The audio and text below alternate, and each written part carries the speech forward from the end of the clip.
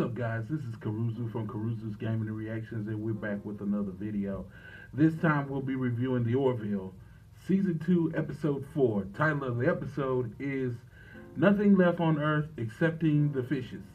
So, I thought this episode was pretty good. I thought it was action-packed, a lot more space action in this episode than there had been previous in Season 2. So far, so I thought it was good.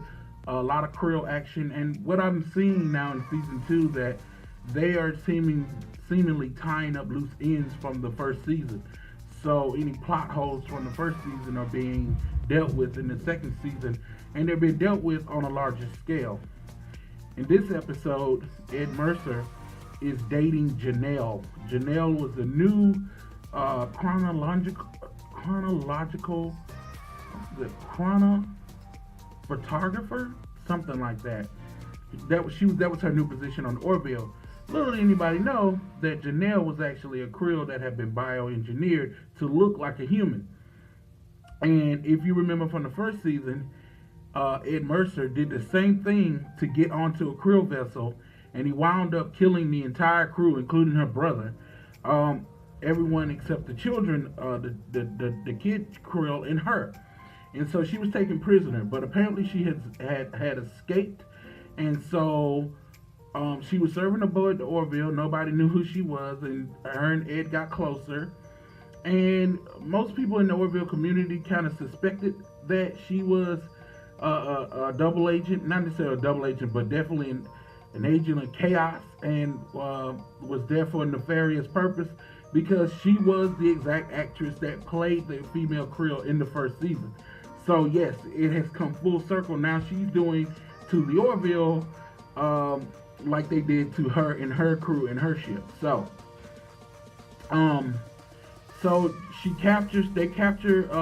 they go on their vacation, and while they're out, they get attacked by a Krill vessel and warbirds, and they are taken captive. It still doesn't know that Janelle is a Krill, and so they start torturing her. Show him a video of them torturing her. And Ed finds out in that instance, or in that time frame, that she is in fact a Krill. So the whole time no one knew, he didn't know. So she used his feelings against him. But while they were talking and they were trying to get the command codes, after they got the command codes from Ed Mercer, Captain Mercer, the Krill ship comes under attack from even a larger ship, a bigger ship, another ferocious enemy.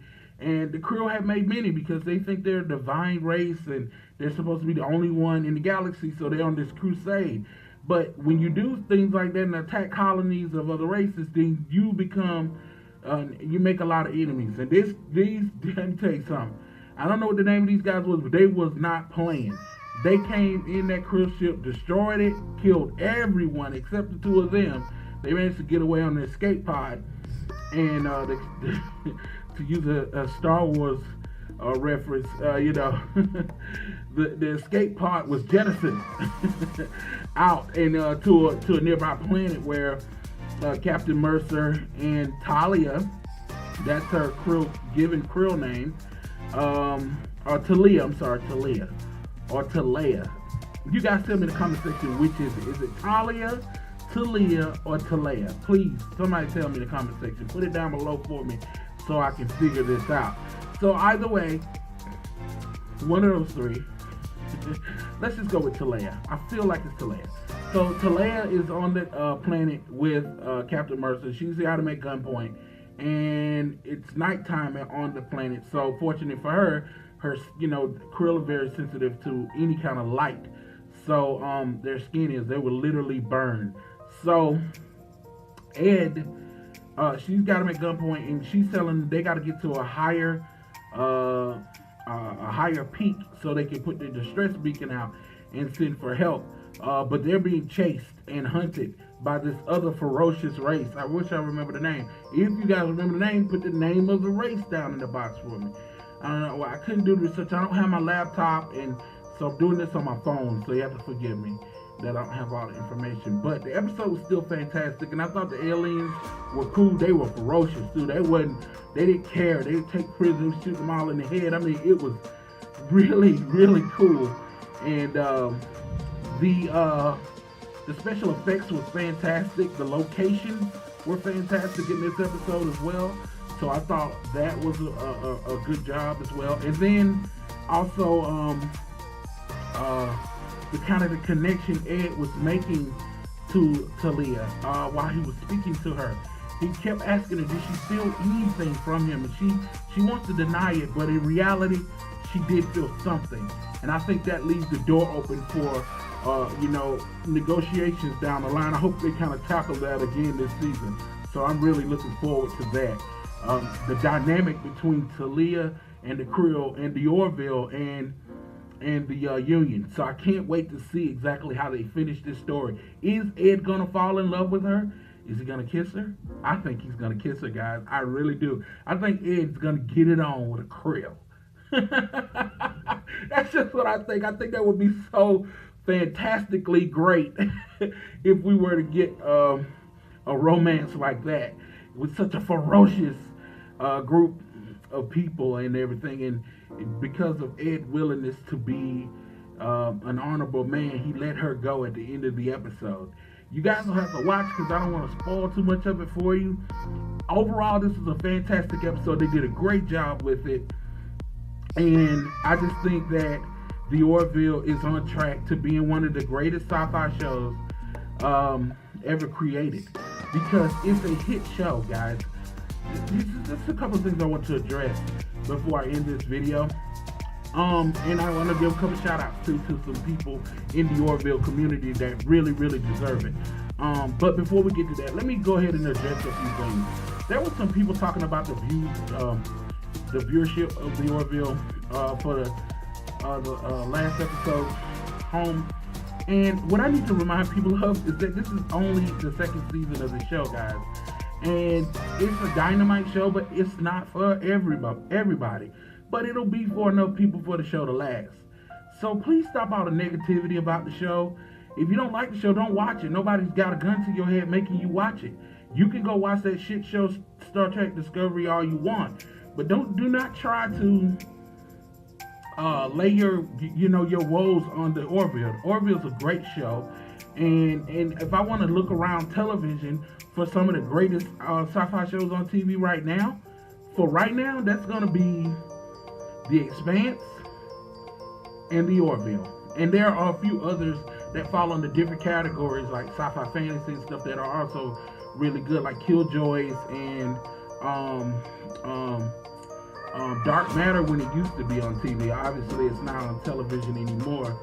But and Killjoys and a couple of other shows that fall under a different category, but for shows similar to like The Expanse, which is a gritty sci-fi drama that's awesome. I love that show. And The Orville right now, the two best sci-fi shows on they're the two best sci-fi shows on television for me. And that's for a lot of people. Actually, a lot of people who like The Orville love The Expanse as well.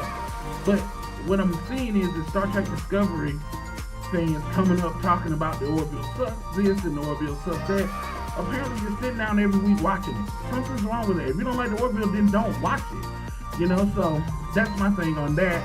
And then the other thing is too, people who criticize this type of sci-fi. I've said this before and I'll say it again, and I'm going to add a little bit of a caveat to it as well. Mostly it's older people who think that sci-fi should be done a certain way. So when they see anything different, they shy away from it or they shoot it down immediately. And the other people who don't like Seth MacFarlane type humor, that's just something that they don't like. You either like it or love it or hate it when it comes to Seth MacFarlane. So if you didn't like Family Guy, and American Dad, and you don't like Seth MacFarlane humor, then you really are comparing apples and oranges, because the Orville is not like either of them. It's not Family Guy in space, and I think people wanted to write it off as that. That's not what this is. So please stop comparing the Orville to Family Guy, okay?